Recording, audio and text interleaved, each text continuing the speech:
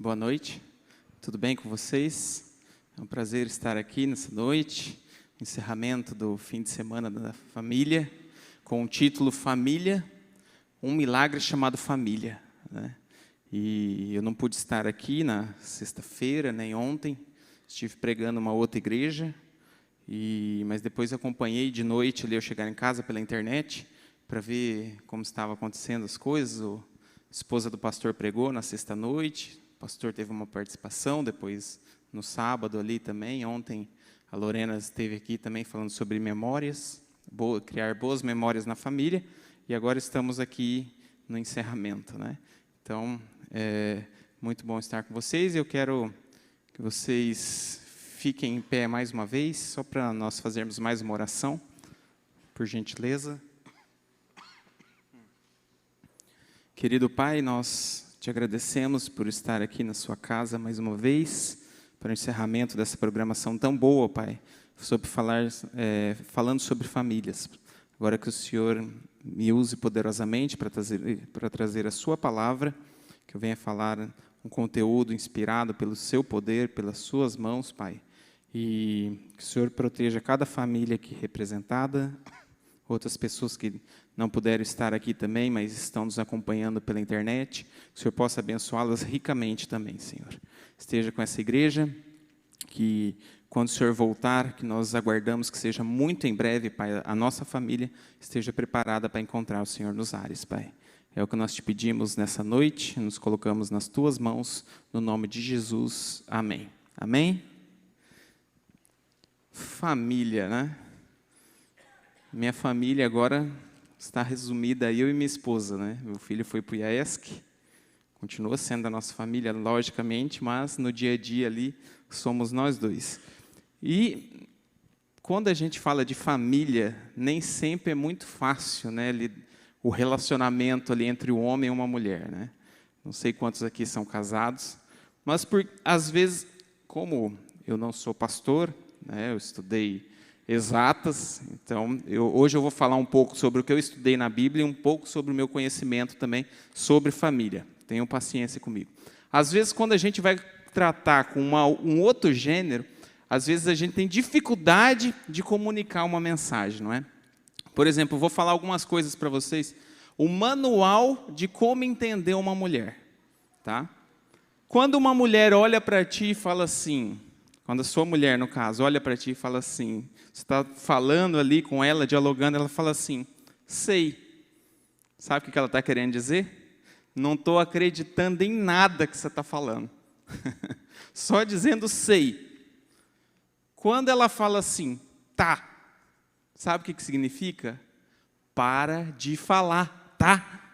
É isso que ela está querendo dizer. Quando ela fala assim para você, quando uma mulher fala para ti assim, não é nada. Ela está querendo dizer assim, tem alguma coisa errada nesse negócio aí. Quando a mulher fala assim, não fala comigo, traduzindo, ela está querendo dizer, pede desculpa agora. Quando uma mulher fala assim para um homem, então vai, ela está querendo dizer, não vai de jeito nenhum. Quando ela fala assim, de boa, a tradução é, estou com raiva. Quando ela fala assim, faz então o que você quiser, tradução, se fizer, morre. Quando a mulher chega para você e fala assim, você nunca me leva para sair, o que ela está querendo dizer? Você, estou a fim de dar uma volta, por que a gente não sai junto? Quando a mulher fala assim, vamos numa festa, quando você chama ela para ir numa festa, em algum lugar, ela fala assim, quem vai estar lá? Quem que vai estar lá? Ela está querendo dizer o seguinte, será que vai ter alguém que eu não goste lá? Esse é o manual para se entender uma mulher, tá? Agora eu vou falar um manual para entender o homem. Misericórdia, é difícil demais. Olha como o homem é diferente, como é difícil entender o homem. Quando você está falando, quando uma mulher fala alguma coisa para o homem fala assim, sei. Tradução, entendi. Quando o homem fala assim, tá, significa tá. Tá, ok. Quando o homem diz assim, não é nada, sabe o que significa? Não é nada mesmo. Não é nada. Quando um homem fala para a mulher assim, não quero falar, ele está querendo simplesmente dizer, quero ficar sozinho na minha caixa do nada e não entra aqui dentro.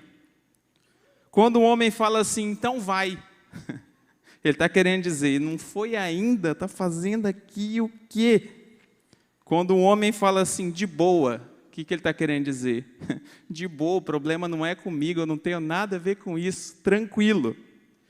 E por último, quando um homem fala assim, já vou fazer, ele está querendo dizer o quê? Talvez amanhã eu faça. Olha como que é difícil entender o homem, né? Então, dentro dessa personalidade, dessas personalidades totalmente opostas, Deus nos chama a criar uma família. Família tinha tudo para dar errado. Por que não dá errado? Porque foi Deus que fez. Foi idealização de Deus. Deus criou a primeira família. E eu quero que você abra sua Bíblia. Abra sua Bíblia. Porque tem um salmo que fala sobre família. Salmo 128, o versículo 1. Vamos ler aqui o que Deus deixou escrito aqui. Algumas palavras sobre o que Deus escreveu sobre família. Aqui na minha Bíblia, o título acima aqui vem escrito assim: aquele que teme a Deus será abençoado na sua família. Não sei se na sua tradução está assim também, na sua versão. E vem escrito o seguinte: bem-aventurado ou feliz, bem-aventurado aquele que teme ao Senhor e anda nos seus caminhos, pois comerás do trabalho das tuas mãos, feliz serás e te irá bem. A sua mulher será como a videira frutífera aos lados da tua casa. Os teus filhos como plantas de oliveira à roda da tua mesa. Eis que assim será abençoado o homem que teme ao Senhor. O Senhor te abençoará desde Sião, e tu verás o bem de Jerusalém todos os dias da tua vida, e verás os filhos de teus filhos e a paz sobre Israel. Deixa eu tomar um pouquinho de água aqui. Estou com uma tosse, faz uns dias, difícil sarar.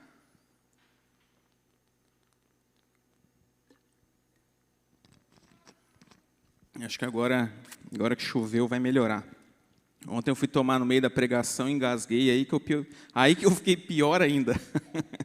Queria tomar, engasguei, fui para o canal errado. Meu Deus do céu. Salmo 128, então, vamos falar um pouquinho de família. Quando a gente fala de família, família primeiro começa no indivíduo, numa única pessoa. E quando nós começamos a estudar, pegamos dados de estudos feitos, sabe qual é o menor índice de divórcio que tem? Quando as pessoas se casam após os 28 anos de idade. Por quê? Depois dessa faixa etária, as pessoas já estão com seu estudo praticamente finalizado, já têm uma vida financeira estabilizada. Então, quanto mais tempo você conseguir se preparar para entrar num relacionamento, a probabilidade desse relacionamento sobreviver é maior.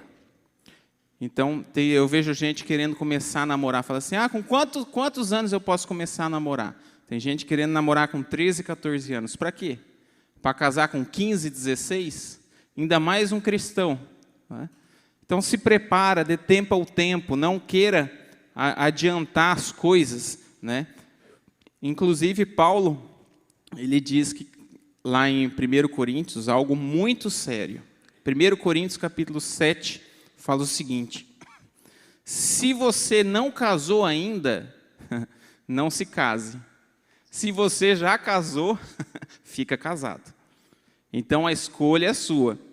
Ao entrar no casamento, entre para ficar junto para sempre. Né, Flávio? Tem gente que às vezes fica lá, mas e agora? E não sei o quê. Porque a gente é assim, a gente vai comprar um carro, a gente vai na concessionária e olha lá. Chega lá e fala assim, quanto esse carro aí faz com litro? E o seguro? E quando eu vou vender? E as peças são caras? E aí os pneus? Quanto que é o pneu? E depois não sei o quê. A gente pega e faz uma lista detalhada. Né? Aí a gente pega e vai casar, fala, isso aí é bonitinho, e casa.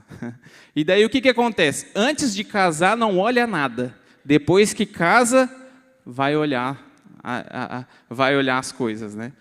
Mas eu não vi que era desse jeito. Mas por que não viu antes? Por que não se preparou?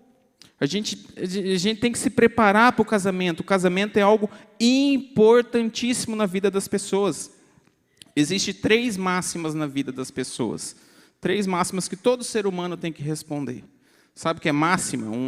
Uma frase, um ditado, algo que é importante para você responder na sua vida. A primeira coisa, da onde eu vim?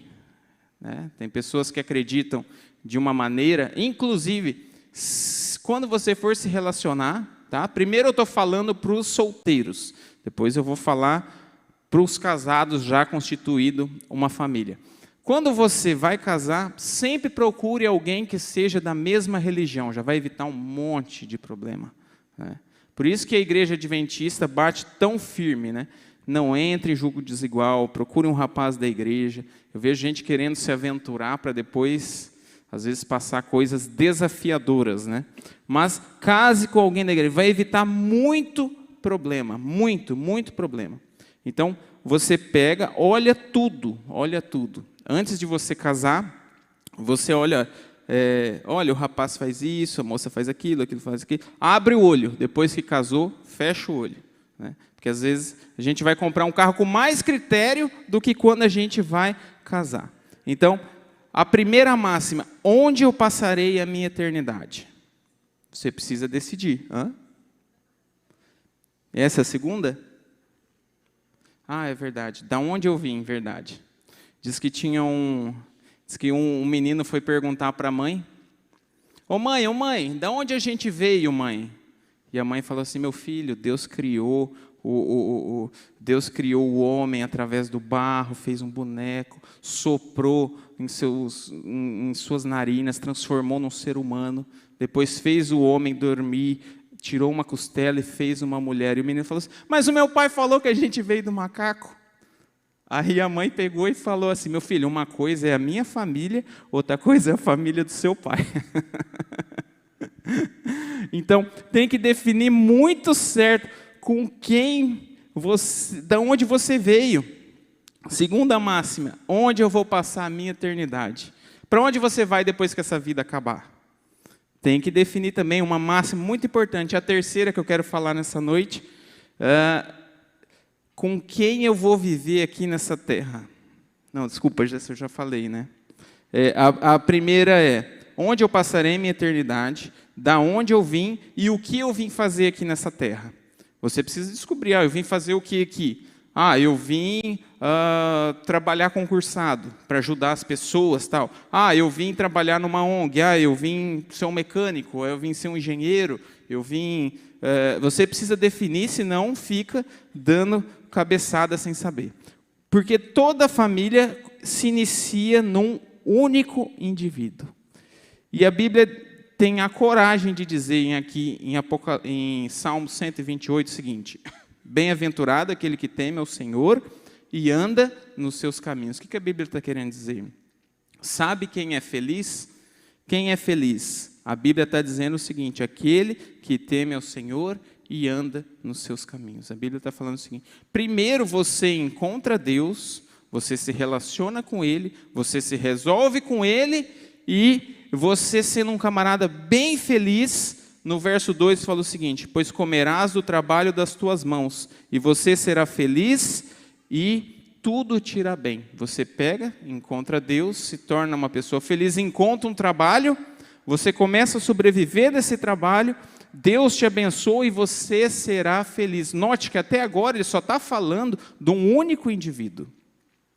Então, esse indivíduo, esse ser humano, ele vai aí no capítulo 3, que ele vai começar a falar sobre relacionamento. Ele fala o seguinte, a sua mulher será como uma videira frutífera ao lado da sua casa. Então, preste atenção, ele está falando o seguinte, a felicidade, onde está falando um pouco sobre felicidade. Eu já ouvi gente falar assim, quando eu casar eu vou ser tão feliz, mas tão feliz. Sendo que a Bíblia está falando o seguinte, que você não casa para ser feliz, mas você já é feliz, você já é resolvido, já encontrou a felicidade, porque a felicidade, a Bíblia está dizendo que é encontrada em Deus.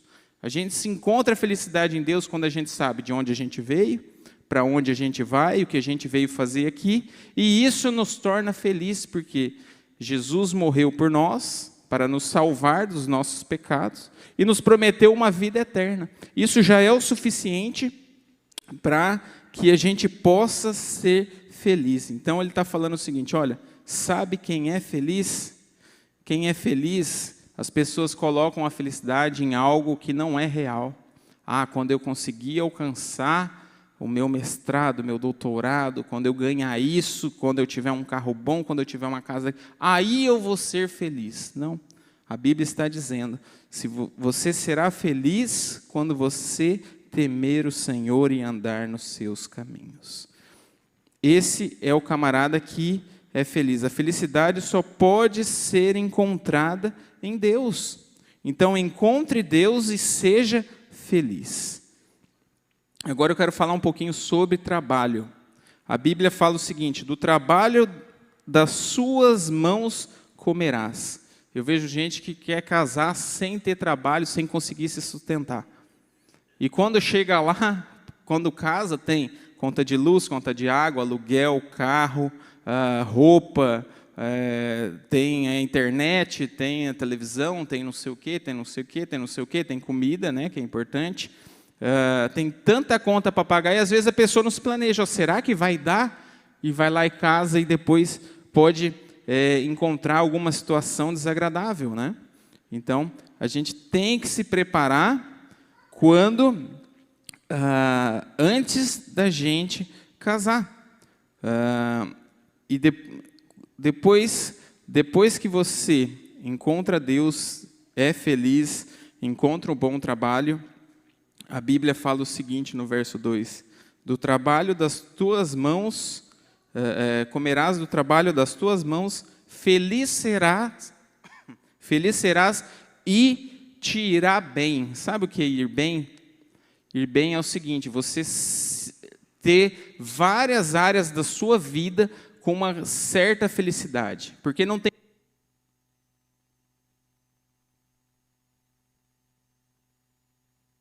som. Não tem coisa mais desagradável que uma parte da sua vida deslanchar e outra está ruim.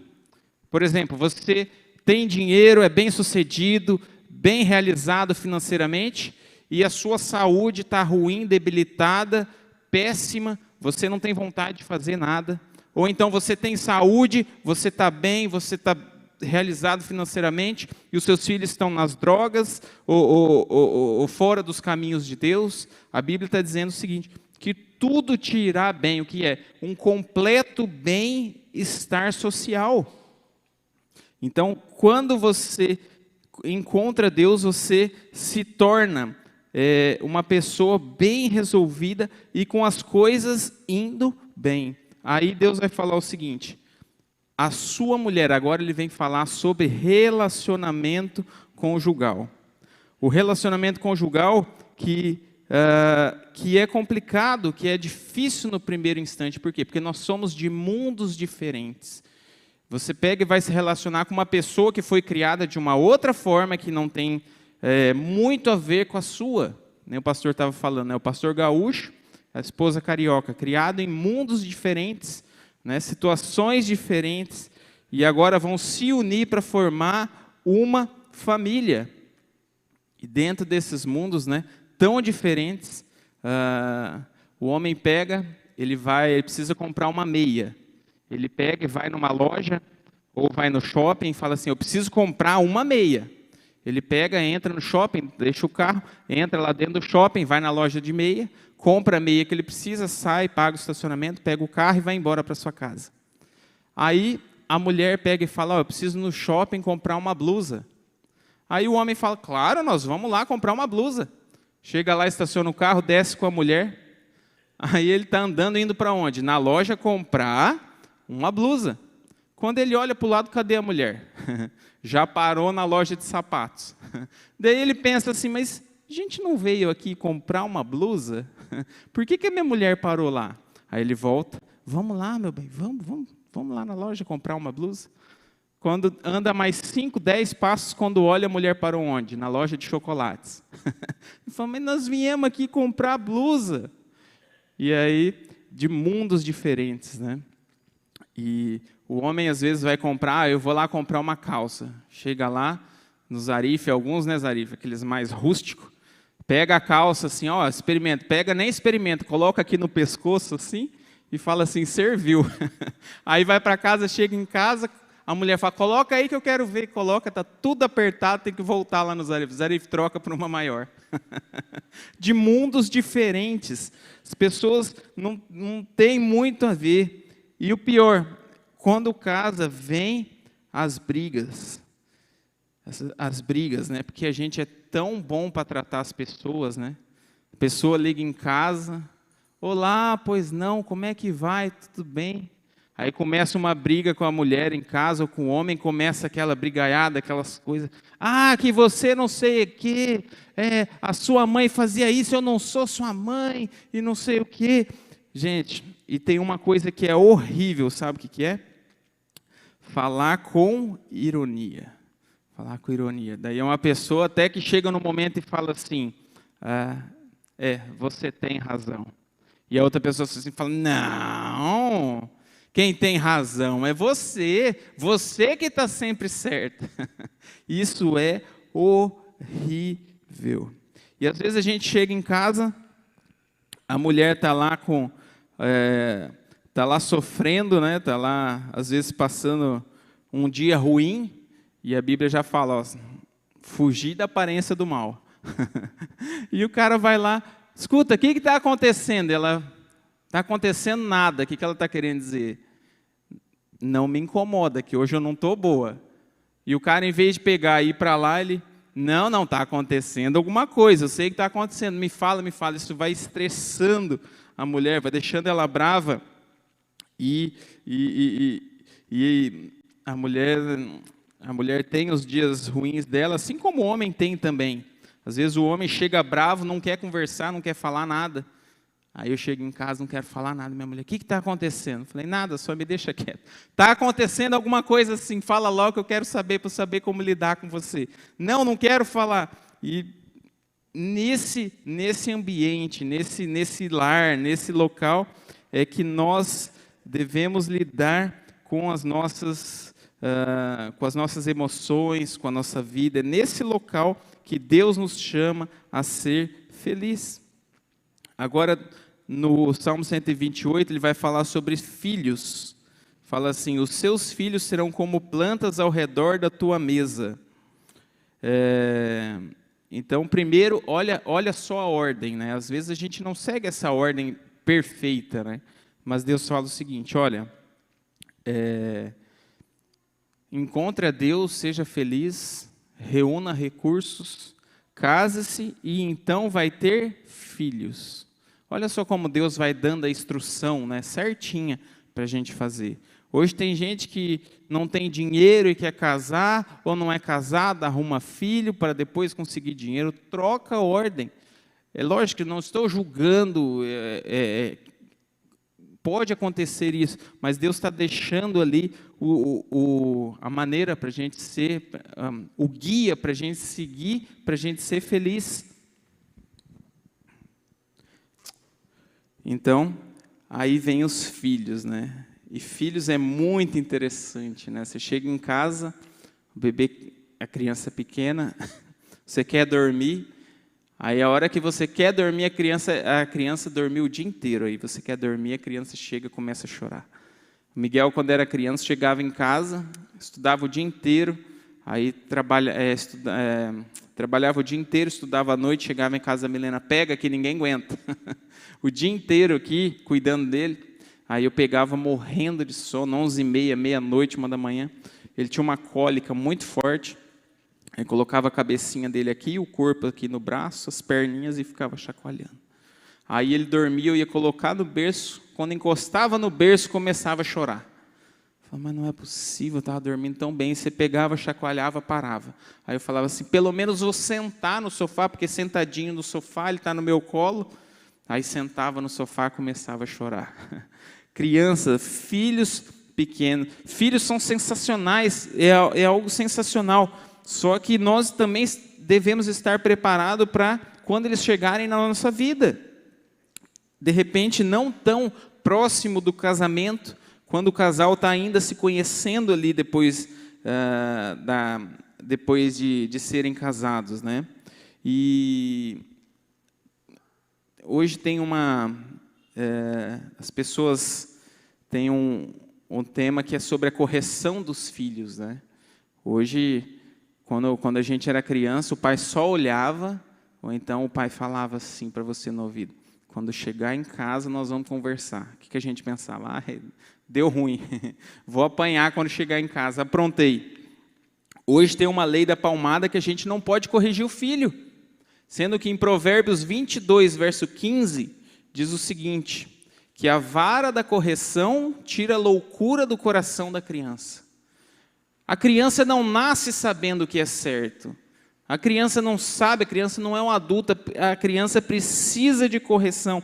A criança testa a gente até os últimos limites para ver o que a gente vai fazer. E hoje, as crianças, elas, às vezes na nossa casa a gente acha o seguinte, olha, eu não tive isso, eu vou dar isso para o meu filho. Eu queria ter tal coisa, não tinha. Às vezes a criança tem uma TV que nem essa na sala. Tem que sentar lá na rua para assistir, né, para não machucar o olho. Aí a criança tem um quarto decorado, a criança tem um videogame, a criança tem não sei o quê, tem um monte de roupa, não sei o quê, e a criança muitas vezes com fome, não é fome de comida, mas fome de amor, dos pais passarem tempo e brincar junto. A criança às vezes não se importa com o brinquedo, a criança se importa com o pai levar ela a andar de bicicleta, soltar pipa, brincar de esconde-esconde, de pega-pega, porque proximidade, nós precisamos estar mais próximo dos nossos filhos. Quando a gente era criança ou adolescente, como que nossos pais cuidavam da gente? Pegava, trancava a casa e falava assim, não vai sair, vai ficar aqui, não vai para a festa, não vai e tentava segurar os filhos dentro de casa. Sendo que hoje, muitas vezes, dentro da nossa própria casa, estão as coisas que são ruins. São vídeos, músicas. A gente precisa estar próximo dessa garotada, vendo o que eles estão vendo. Hoje, no tablet, na internet, tem muita coisa disfarçada. Violência, pornografia, pedofilia. A gente precisa estar junto, com proximidade, para que a gente possa atuar contra toda essa modernidade. Uma sociedade superficial, né? Hoje temos vivido algo assim, os valores estão invertidos. Outro dia a menina chegou e falou assim, minha vida acabou, estou desesperada, acabou com a minha vida. O que aconteceu? Todo mundo apavorado. O que aconteceu? Perdi meu celular. Olha como estão as coisas, onde as pessoas colocam deposita a sua confiança. Minha vida acabou como? Você lembra quando a gente era criança, alguém falar de síndrome do pânico, estresse? Não tinha nada disso. Colesterol, entupimento das vias coronárias, hipertensão, diabetes. Hoje criança pequena tem diabetes.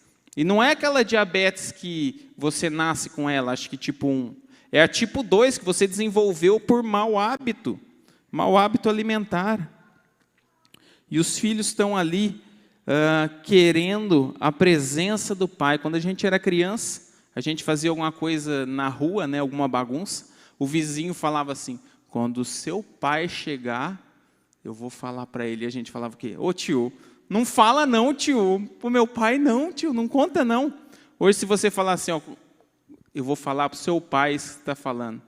Você pega uma criança na rua, ela fala o quê? Se você encontrar meu pai, fala para ele que eu estou precisando falar com ele. Faz 6 anos que ele não aparece aqui para me ver. As famílias estão destruídas aí fora. E quando a gente ia para a escola, a professora era o quê? Nossa segunda mãe, cuidava da gente. Hoje o pai liga na escola para falar o quê? Por que chamou a atenção do meu filho aí? Por que fez isso com o meu filho? Meu filho está falando aqui. Quando a gente era criança, a mãe falava assim, mãe, lá na escola a professora chamou minha atenção, mãe. A mãe ia na escola, o que aconteceu? Seu filho fez isso e isso. Chegava em casa, apanhava de novo. Hoje está tudo ao contrário, as leis estão querendo destruir a nossa família. E parece que a única instituição que ainda defende a família nos moldes modernos, nos moldes da Bíblia, é a igreja. É a única instituição. Olha só onde Davi vai parar. Ele fala o seguinte, depois de falar do casamento, falar que você vai ter filhos como plantas de oliveira à roda da mesa. Note, roda da mesa, proximidade. Quanto tempo a gente passa junto para almoçar, jantar junto, ouvir, olha, filho, o que você fez na escola hoje? Com quem você andou? O que o professor falou? Como estão seus colegas? Proximidade. Porque hoje todo mundo tem uma agenda, né? A criança vai para a escola, a criança tem natação, a criança tem o inglês, a criança tem o tênis, a criança tem que fazer aula de música, e a criança tem que fazer isso, tem que fazer aquilo, tem que fazer aquilo. Não tem problema, tem que fazer mesmo, está na época de aprender. Mas às vezes a criança tem tanta coisa para fazer que a criança fica esgotada, não tem tempo de ser criança. Então, proximidade, olha filho, como é que está? Fala para mim, está tudo certo, está conseguindo fazer as coisas? Então, depois disso, a Bíblia diz o seguinte, no verso 5 de Salmo 128, o Senhor te abençoará desde Sião, e tu verás o bem de Jerusalém todos os dias da tua vida. A Bíblia está falando o seguinte, que uma família bem organizada, uma família estruturada, uma família baseada em Deus, ela abençoa não apenas a sua casa, não apenas seus filhos, mas abençoa também a igreja e abençoa também outras pessoas, a comunidade, a sociedade. É isso que ele está falando. O Senhor te abençoará desde Sião e tu verás o bem de Jerusalém. Uma família bem estruturada, ela abençoa essa igreja, ela abençoa a cidade onde ela está, abençoa a escola onde ela está inserida, abençoa o trabalho onde as pessoas estão inseridas, ajudando outras pessoas.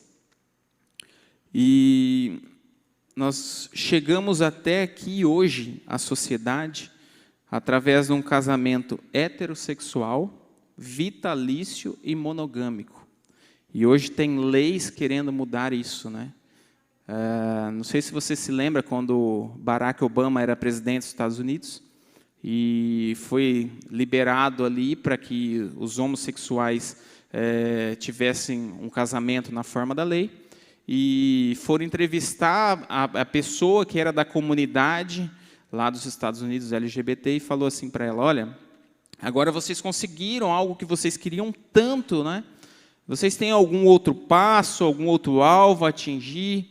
E eles falaram o seguinte, olha, agora que a gente já conseguiu um casamento homossexual entre pessoas do mesmo sexo, nós queremos que nós queremos um casamento onde essa pessoa quiser casar com 2 homens, ou com 2 mulheres, ou 3 homens e uma mulher, ou 4 mulheres e um homem, nós queremos liberar isso. Sendo que a Bíblia dá instruções de como o ser humano viver. Nós chegamos aqui, como eu disse, um casamento heterossexual, vitalício, monogâmico, e hoje quero mudar os princípios de Deus. E aí você diz, mas isso não pode ser negociado? A gente pode negociar uma casa, um carro, um bem. Os princípios de Deus nós não podemos negociar. Se Deus falou que é assim, assim diz o Senhor, a família é assim, baseada, o núcleo da família é um homem, uma mulher e seus filhos. e a sociedade querendo mudar toda a constituição de uma família. Depois, quando os pais vão ficando mais velhos, né, qual é o dever de seus filhos? Cuidar dos seus pais. Não colocar num asilo, não abandonar, mas estar ali junto, acompanhando. A família é a melhor coisa que existe no mundo. Não dá para negociar. Uma família bem estruturada, uma família bem baseada em Deus, sabe o que acontece? Sabe como que ela abençoa as pessoas? Por exemplo, no seu trabalho. Você tem pessoas lá que não são de nenhuma religião, ou são de outra religião, e as pessoas falam assim, você é crente? E aí as pessoas vão olhando sua vida e vão falando assim, mas fulano é abençoado. Igual José. Tudo que José colocava a mão, Deus era com ele. Leia lá em Gênesis 37 até o 45 sobre a vida de José. Tudo que ele colocava a mão, Deus era com ele. As pessoas vão vendo, você vai trabalhando, vai fazendo as coisas corretas, e as pessoas vão olhando, olha, o irmão Flávio é um homem de Deus, ele coloca a mão e a gente vê as bênçãos de Deus. Olha, fulano de tal faz isso, eu vejo as bênçãos de Deus chegando nele. E vai passando o tempo, a pessoa chega, olha, está aqui um papelzinho, está escrito o nome aqui da minha irmã, da minha mãe, meu pai que está com essa doença, leva lá na sua igreja, ora lá com eles, pede para orar pela minha família, nós estamos enfrentando esse problema. Você traz na igreja, olha, eu quero orar pelo meu amigo, que trabalha comigo, gente boa, a mãe dele está passando isso, o pai dele está doente, não sei o quê, e as pessoas oram aqui nessa igreja, e Deus vai operando, e vai ajudando, até que um dia a pessoa fala assim, olha, que dia que é o culto lá na sua igreja?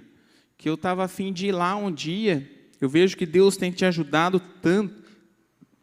O grande desafio da nossa vida em família é inspirar as pessoas a seguir a Deus também. Porque palavras valem muito pouco, mas o nosso exemplo, ele convence, ele inspira, ele anima. Muitas vezes, só da gente falar, não resolve. As pessoas ficam olhando a nossa vida. O que fulano faz? Nós somos testemunhas de Deus aqui na terra. Muitas vezes, sabe qual é a maior dificuldade de pregar para parentes de cristãos que não são da igreja? A maioria das vezes, a grande dificuldade não é o diabo. A maioria das vezes, a grande dificuldade é o mau testemunho que cristãos dão para a sua família. Infelizmente, então, tenha uma vida que inspire. Aprenda a amar pessoas desafiadoras. Seja uma testemunha do Deus. Porque, às vezes, a gente para de falar um pouco, mas Jesus está voltando. E se a minha vida não serve para inspirar a vida de outras pessoas, o que eu estou fazendo aqui? Está na hora, queridos, de nós entregarmos a nossa vida, e não somente a nossa, a vida da nossa família nas mãos de Deus. E eu quero falar contigo nessa noite algo muito importante. Talvez você não começou a sua família como foi falado aqui nos Salmos. Talvez você se casou, talvez alguém que esteja ouvindo essa mensagem pela internet, talvez você casou e você era da igreja e o seu cônjuge não. Ou seu cônjuge era e você não, e hoje você está vindo para a igreja. E talvez não começou dessa forma, mas o Senhor Jesus é o Deus das famílias. Ele é quem pode restaurar o seu casamento. Talvez tenha alguém ouvindo nessa noite essa mensagem, que o casamento acabou. O casamento está destruído, está em ruínas. Só que Jesus é alguém que pode restaurar os seus relacionamentos. Ele pode restaurar as dificuldades financeiras. Ele pode, talvez você precisa de um milagre no seu casamento para restaurar o casamento. E Jesus é alguém que pode restaurar. Ele é alguém que transforma maldição em bênçãos. Ele é alguém que tira as coisas, ele é alguém que apaga as coisas do passado e restaura para coisas boas no futuro. Através do perdão, através do amor, através deixar as coisas para trás. Eu sei de uma coisa, se você é casado, se você quer que Deus possa curar a sua vida, possa curar seu casamento, Ele pode nessa noite. Se você acreditar que Ele possa curar o seu casamento, restaurar aquilo que está escondido, né? O casamento, quando a gente casa, é aquele mil maravilhas, né? É amor para cá, eu te amo para lá, depois vai vir uma briguinha aqui, uma coisinha ali, e vai juntando algumas coisas, né? E chega um momento que a gente tem que limpar, tirar as coisas ruins, para que o amor possa aparecer de novo, possa restaurar. Que esse fim de semana, essas mensagens que foram faladas aqui, possam ser uma bênção para essa igreja, possa ser uma bênção para mim, para você, que Deus possa fazer diferença na nossa vida. E no último verso aqui de Salmo 128 diz o seguinte: e você verá os filhos de teus filhos e a paz sobre Israel. Quem teme a Deus, Deus está falando aqui que verá os filhos de seus filhos, os netos, né? E verá também paz e prosperidade, né? É o que a gente quer. A gente quer ter a liberdade de seguir a nossa vida, de seguir a Deus, seguir a Bíblia, e a gente quer ter uma família abençoada, e a gente quer ver a prosperidade, não só nossa, mas do mundo também. A gente sabe que o mundo vai de mal a pior, só que isso não precisa ser uma realidade para nós da igreja, né? Nós seguindo a palavra de Deus, as coisas corretas de Deus, nós podemos ver os nossos filhos, os netos crescendo na palavra de Deus. Isso é prosperidade, vendo eles se entregando a Deus, fazendo as coisas na igreja, sendo abençoados. Isso é prosperidade do Israel moderno. Então, que Deus possa abençoar essa igreja, abençoar os casamentos aqui. Se você é solteiro e procura alguém para futuramente se casar, que Deus possa te ajudar também a encontrar uma pessoa que Deus está preparando para você, encaminhada também nos caminhos do Senhor. Acho que o Flávio quer falar aqui, fica à vontade, Flávio. Obrigado pela oportunidade de falar. Deus te abençoe, Ramon, Milena, esse casal querido, e por ter concluído esse final de semana, foi uma bênção. Deus seja louvado. Eu gostaria apenas de fazer um breve registro de agradecimento, especialmente ao pastor Jefferson, que é departamental de Lar e Família da associação, que viabilizou a vinda do pastor Eliezer e da esposa, a Heloísa, a fim de que estivessem conosco na sexta, na noite e ontem pela manhã. Também agradecer de maneira muito especial a Cláudia, a cadete. Cláudia sempre muito generosa, né? Sempre muito desprendida em auxiliar, pela decoração, pelo cuidado, o carinho que ela sempre manifesta. Também aos irmãos do ancianato, a equipe de louvor, a equipe de música, muito obrigado. Também ao pessoal da mídia, da sonoplastia, obrigado pelo apoio. E também por você que veio à igreja, ou você que tem acompanhado pela internet, que Deus abençoe a sua família. O amigo poderia nos despedir em oração? Para a gente retornar aos lares, né? Na próxima quarta teremos o culto, a partir das 19h30, aqui na nossa igreja. Você também é convidado. Um abraço a todos. Vamos ficar de pé, então. Querido Pai, agradecemos, Senhor, pela mensagem aqui dessa noite. Um pouco nervoso, mas que essa mensagem possa ficar gravada nos nossos corações, que o Senhor é o centro de todas as famílias, Pai.